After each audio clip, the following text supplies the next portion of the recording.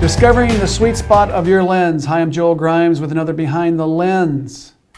And I get this email or this question all the time, and I'll make a term. I'll say this term, sweet spot of your lens. People say, "What is that?" And I think that when I started out in photography, my very first college class, this was explained to me. There's a lot of photographers who don't understand the sweet spot of the lens, so I think it's always good to cover this. Because what happens is people come to me and say, I have the same lens you have and my images suck.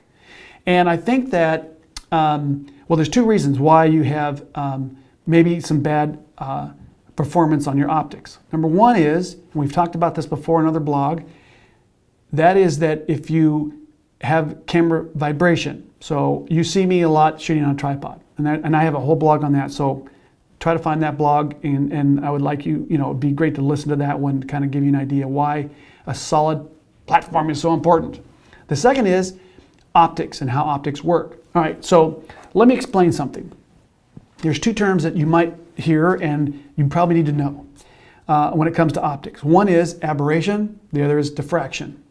So aberration happens when you shoot wide open. So if you have a lens that's a 2.8 lens and you shoot wide open, you are getting you're risking the most aberration at that f-stop. And the reason why, if you take a look at my little diagram I pulled off the internet here, and let's just say we have a barrel here. This is the lens, right? And here's your camera body here. This is and the sensor's right in here somewhere, okay? So light's coming this direction. So what happens is when light comes along here on and it's wide open, so you're getting the whole section of all the glass, and what happens is light's traveling through here, and it's catching, that's kind of missing that right there. So let's come on like this. It's catching the section of the glass at its greatest curvature. So you have convex, concave pieces of glass here, and these are all elements, and every lens has a different set of elements. Now, here's what's kind of interesting. When I started out, there was really no zooms. I mean, that goes back a long time. Maybe there was a few zooms, but zooms were very rare. And then when zooms started to become popular, the first zooms were terrible. And the reason is because zooms have more glass, right? More elements, which increase the risk of greater aberration. Now with computer designs and the best in terms of coding and optics and all this stuff, lens manufacturers have minimized aberration to some degree. It's always there in every lens that's on the planet.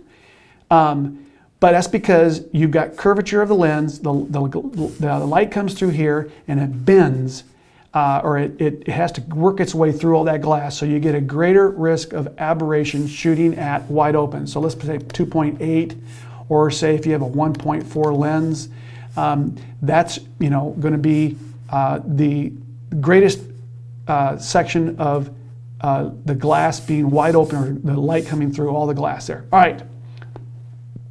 Now there's times when you want to shoot wide open, right? Because you get that shallow depth of field.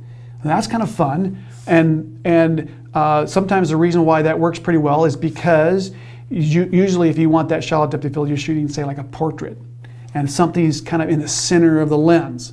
And so aberration is going to probably affect your corners more than, say, the center part of the framing of your sensor or your piece of film, whatever you're doing. And so that's why we can get away with maybe shooting wide open in the portrait, and it's not quite as noticeable, aberration that is. Now, let's look at the other thing we call diffraction.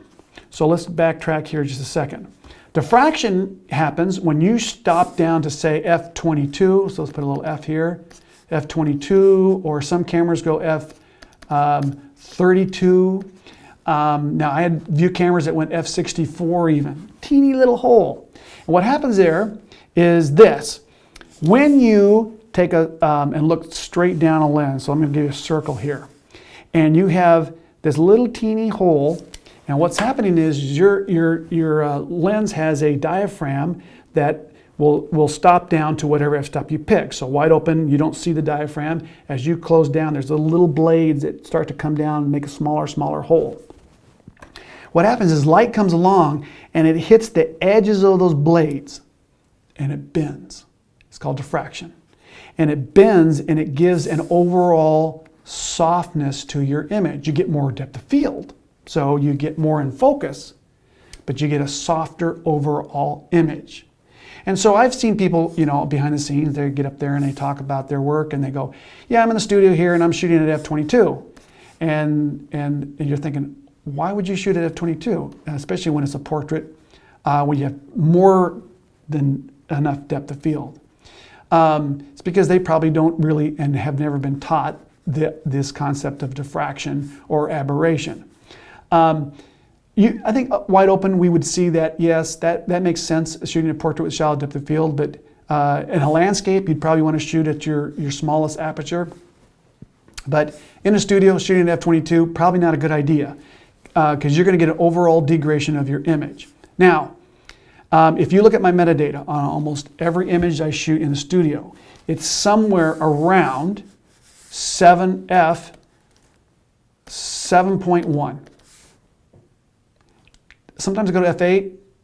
And that's on my standard full frame camera. Now on a medium format camera, you're going to see me at around f9. Maybe f8, but f9. That gives me enough focus to get the nose to the back of the body. So if I take a composite, drop someone in a background that's in focus, you got to make sure you cover your focus. So 7.1 with most of the lenses that I use, like a 50 millimeter I use a lot of portraits at 24 millimeter. A 7.1 gives me plenty of depth of field. It's at the sweet spot of my lens, and I'm going to tell you, my images are tack sharp. And so I'm getting the best performance out of my lens. So as a general rule, this is the old school that I was taught, that if you go to 2 to 3 stops from wide open, that's your sweet spot. And there are some information on the web sites that will sort of maybe give you more of a scientific, testing. They'll say, this is the sweet spot of this lens. And I'm not sure exactly where that's at, but on DP Review, they used to do a lens review that you could actually take your lens, say a Canon 51.4, and you go in there and you have a little dial. You could go from wide open to f/22, and the graph would change color, showing you that I think yellow was, say, less sharp, blue was sharper. So you'd start out, it'd be yellow on the outsides of the frame, maybe a little blue in the middle, and as you stop down, the whole thing starts to get really blue, and then at about f8, it's, or f7.1 is like perfectly blue, and then as you stop down to f/22, it starts to get yellow again. It's showing you how that works from aberration, or from diffraction to, aberration to diffraction. So that's important to understand, just some basics. So here's my I guess, advice to you is, when you can shoot on a tripod, shoot on a tripod. When you can shoot at around f8, do that. And then you're going to have the best performance of your lens. If you have to shoot wide open, you're shooting a wedding, hand hold, and you're running and gunning or whatever, and you have to shoot wide open, fine. Well, here's what I do. I always look at my ISO and I say, look, I got to hand hold this, and I don't really want to shoot wide open, so I'll push my ISO up a little bit instead of opening my lens up. Does that make sense?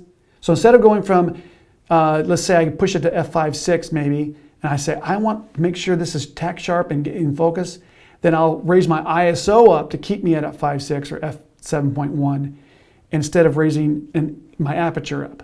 So that's one way I get around it. I mean, most of the cameras today at ISO 400 or 800, 1000 look beautiful. So understanding the basics of optics is important when it comes to photography. So I encourage you to maybe explore a little bit more. You can find out more about what I do on my blog, which is joelgrimesworkshops.com.